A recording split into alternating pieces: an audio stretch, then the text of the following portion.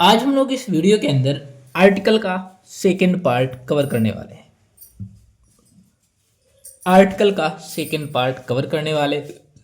Cover करने वाले हैं। मैंने आपको बताया था गाइस, एक मिनट, ये क्या हो रहा है। हाँ, मैंने आपको बताया था कि आर्टिकल का मतलब क्या होता है, उपपद। ठीक है, बहुत सारे मतलब इसके बताए थे। उपपद होता है, धारा होता है, निबंध होता है, ना जाने कितना फलान ढिमका होता है। और मैंने आपको ये भी बताया था कि आर्टिकल का इंग्लिश में दूसरा नाम क्या है, डिटरमिनर। डिटरमिनर या डिटरमाइनर्स। ठीक है, और मैंने आपको ये भी बताया था कि हर इंसान के इंग्लिश बोलने का तरीका अलग अलग होता है। ठीक, आज के इस वीडियो के अंदर हम लोग देखने वाले हैं ए और एन का यूज कहाँ करेंगे। सिंपल है गाइस, ए एन का यूज देखो। ए एन हमारा इंडिफिनिट आर्टिकल है। कैसा आर्टिकल है गाइस, ये इंडिफिनिट आर्टिकल है।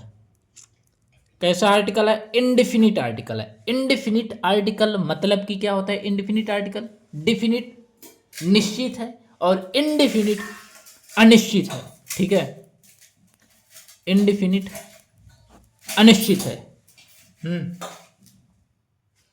इंडेफिनिट अनिश्चित है। अब रही बात कि इनका यूज कैसे करें, आपको कैसे पता चलेगा यार कि ए यहाँ पर ए लगेगा, वहाँ पर एन लगेगा, है ना। ये तो आप जानते हो ना कि जैसे ए ई आई ओ यू, ये क्या है, ये हमारे होते हैं vowels.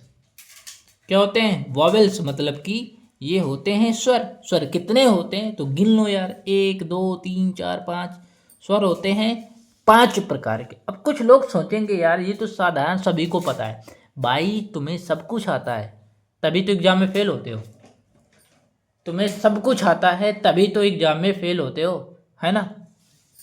A E I O you Wavell 5 प्रकार के होते हैं। ठीक है, अब कुछ लोग सोचेंगे ये क्यों बता रहे हो, बताना पड़ेगा यार, तुम होशियार हो तो इसका ये मतलब नहीं कि हर वीडियो देखने वाला होशियार ही होगा।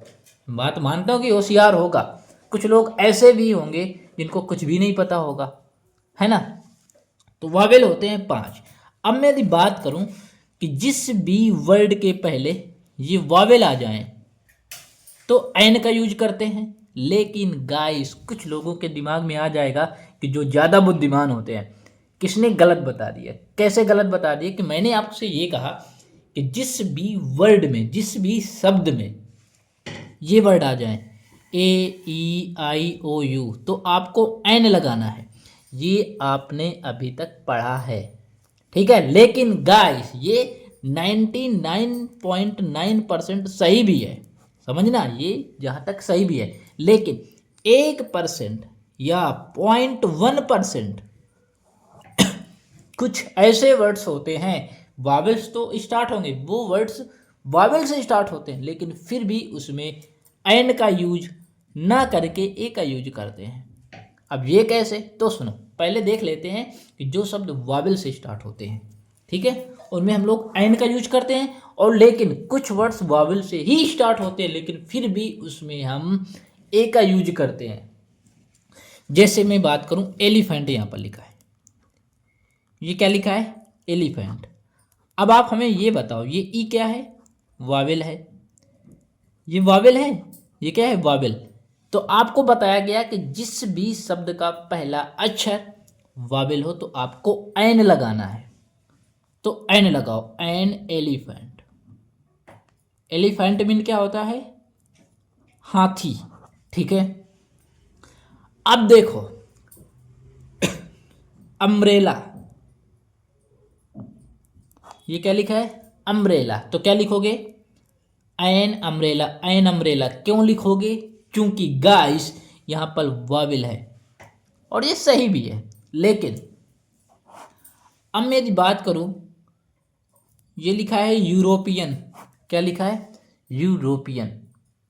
अब आप ये बताओ, यहां पर भी तो ई है, ये भी वावेल है, ये भी तो वावेल है कि नहीं है, वावेल है, तो इसमें भी एन लगाओ। लगाओ ना एन, लगा दिया। अब जैसे ही आपने यूरोपियन में एन लगाया तो आपकी फटी की फटी रह गई, आंखें फटे की फटी रह गई भाई। तो ये गलत है, यहाँ पर एन आएगा, एन यूरोप, सॉरी एन नहीं आएगा, ए आएगा। क्या आएगा, सॉरी कभी कभी मिस्टेक हो जाती है यार, ए आएगा, ठीक है, ए यूरोप या यूरोपियन, ठीक है, यहाँ पर ए आएगा। क्यों आएगा, अब सुनो गाइस, जो मैं आपको यहाँ पर बता रहा हूँ, ठीक है, इसे आप बहुत अच्छी तरह से समझना, और इसके अंदर शार्ट ट्रिक भी मैं ऐड करने वाला। जिस भी वर्ड का first letter E and U हो, पहले यू का भी बता देता हूँ। जैसे आपने देखा अम्ब्रेला वाला सिस्टम, UMBRELLA, ये क्या लिखा है, अम्ब्रेला, यू लिखा है यू, तो ये लिखा है अम्ब्रेला। अम्ब्रेला में जो आ है ये स्वर है, आ क्या है, आ ई, ये नहीं होते क्या हिंदी में, आ ई ऊ ये सब, ठीक है, तो यहाँ पर एन लगेगा। जैसे ही लिखा है यहाँ पर यूनियन, यूनियन, यूनियन, यू आ रहा है ना, ये लिखा है यूनिक, ये लिखा है यूनिट। तो आपने यहाँ पर एक पॉइंट नोटिस कर रहे होगे कि जितने भी वर्ड है ना, ये यू है, ये भी यू है ना, और ये यूनियन लिखा था, इसमें भी यू है, और आपने यूरोपियन लिखा था तो इसमें भी यू है ना। तो याद रखना, जिस भी वर्ड का फर्स्ट लेटर, आप समझना, जिस भी वर्ड का first letter E and U हो और उसका हिंदी उच्चारण करने पर, हिंदी उच्चारण मतलब समझते हो, ये क्या लिखा है, हिंदी उच्चारण कर लो, अम्ब्रेला लिखा है तो इसे बोलते हैं हिंदी उच्चारण। तो यदि किसी भी शब्द का फर्स्ट लेटर ई और यू है तो आपको लिखना है कि ये लिखा क्या है। जैसे अम्ब्रेला, और मैंने आपको बताया कि जिस भी शब्द का फर्स्ट लेटर यू और ई आ जाए तो लिख लो ना कि ये क्या लिखा है। तो ये लिखा है अम्ब्रेला, लिखो अम्ब्रेला, और उसमें से जो हिंदी उच्चारण करना, उस हिंदी उच्चारण करने पर आपको पहला अक्षर देखना है। यदि वावेल आ रहा है, स्वर आ रहा है, ठीक है, तो आप एन लगाओगे, अदरवाइज एन का यूज नहीं करोगे। क्या लगाओगे फिर, ए का यूज करोगे। जैसे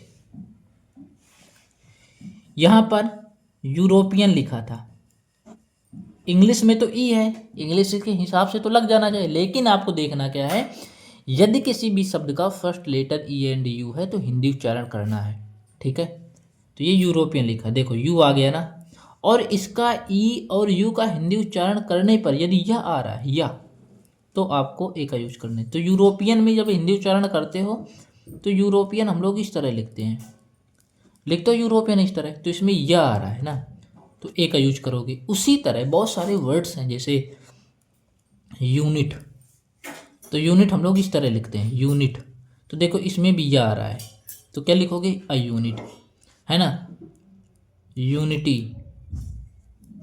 तो यूनिटी इस तरह तो लिखते हो, तो देखो यह आ रहा है तो आ आएगा, इसमें भी ए का यूज करोगे। अब मैं आपको एक क्वेश्चन दे रहा हूँ, ठीक है, आपको कमेंट सेक्शन में बताना है कि गाइस,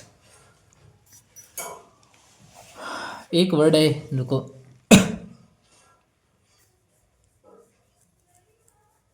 कौन सा वर्ड तुम्हें दूं, हाँ, एक वर्ड है यूनिवर्सिटी। यूनिवर्सिटी में आपको ये बताना है किसमें ए आएगा कि एन आएगा, ठीक है। अब देखते हैं कितने लोग इसका सही जवाब देंगे, ओके।